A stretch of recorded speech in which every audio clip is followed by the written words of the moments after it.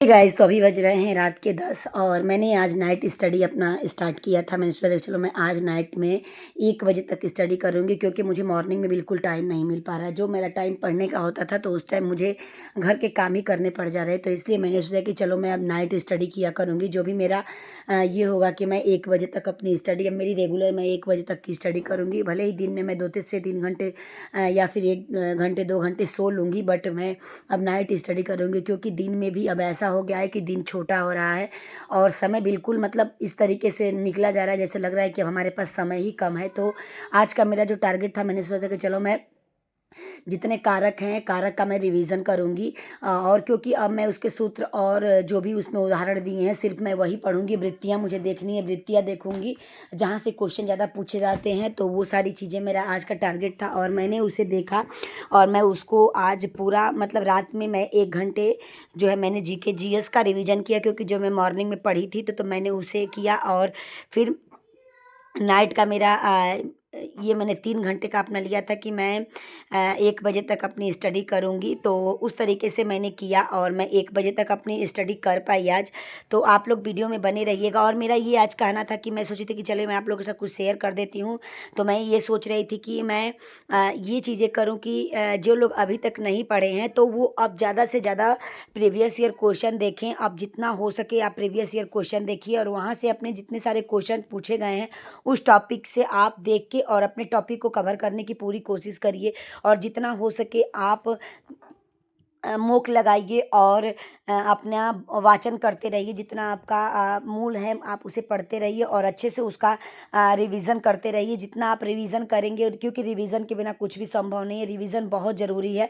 और रिवीजन आप जितना करेंगे उतना आपका टॉपिक मजबूत होता जाएगा और आप अपने क्वेश्चन को वहाँ से कर पाएंगे। तो आज मैंने जो सोचा था कि मैं ये करूँगी, तो मैंने आज उतना टॉपिक अपना कवर किया। और सबसे ज़्यादा हो है कि अशुद्धि संशोधन हमें देखना है, वहाँ से क्वेश्चन पूछे जाते हैं और वहाँ से एक एक पॉइंट से वहाँ से क्वेश्चन पूछे जाते हैं, धातु रूप शब्द रूप से क्वेश्चन पूछे जाते हैं। और मैं बार बार आप लोगों से बोल रही हूँ कि मैंने पिछले वीडियो में ही बोला था कि आप जनगणना से क्वेश्चन ज़्यादा करिए, जनगणना से क्वेश्चन पूछे जाते हैं। यूपी स्पेशल हमें देखना होगा, यूपी में क्या क्या मतलब चीज़ें हैं।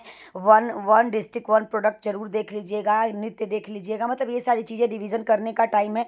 और आप अब इसके लिए भी आप, मैं तो बोलूँगी कि अब नोट्स पढ़ने मतलब बुक पढ़ने से अच्छा है कि आप पीवाईक्यू लगाते जाइए और मोक लगाते जाइए फर्स्ट के लिए, क्योंकि 30 क्वेश्चन आएंगे। तो वहाँ से अगर हम पढ़ने बैठेंगे तो अभी हमारे पास समय अब ज़्यादा नहीं बचा हुआ है। 40 दिन में हम पूरा अपना कवर नहीं कर पाएंगे। तो जितना हो सके घटना चक्र ले लीजिए और करंट अफेयर को देखते रहिए, वहाँ से क्वेश्चन पूछे जाते हैं। तो करंट अफेयर हमारे लिए बहुत ज़रूरी है, क्योंकि करंट अफेयर से टॉपिक उठता ही उठता है।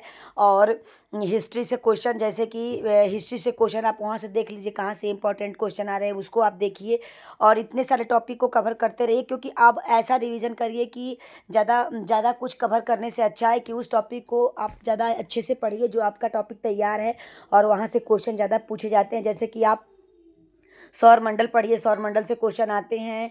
और मतलब कैसे पृथ्वी, मतलब जितने ग्रह हैं और ज़्यादा अब यहीं से क्वेश्चन पूछे जाते हैं। तो आप यहाँ से भी देख लीजिए। जियोग्राफी में आप जैसे विश्व के भूगोल में कहाँ का मैदान, घास का मैदान कौन सा है, मतलब किस देश में कौन सा घास का मैदान है, यहाँ से देख लीजिए।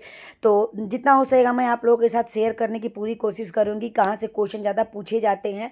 वहाँ से मैं जो पढ़ रही हूँ मैं वही आप लोगों को बताऊँगी। और यहाँ पे अब मैं 1 घंटा मैंने कारक को दिया और 1 घंटे मैंने जीके जीएस पढ़ा। और उसके बाद फिर मैंने 1 घंटे में थोड़ा सा मेरा टॉपिक बचा हुआ था कठोपनिषद का, जो कि लास्ट मेरे श्लोक बचे हुए थे।